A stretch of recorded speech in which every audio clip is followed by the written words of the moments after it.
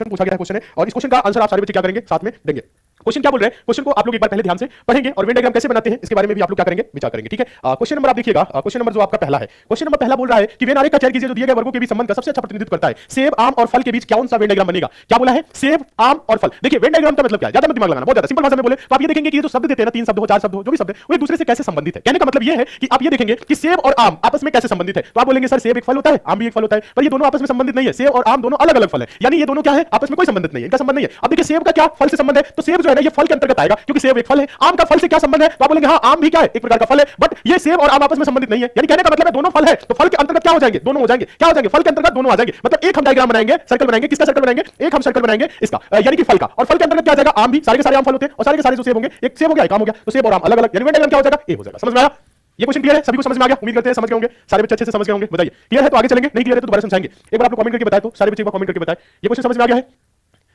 समझ में आ गया है सभी को, सारे बच्चों को समझ में आ गया है, बहुत सही।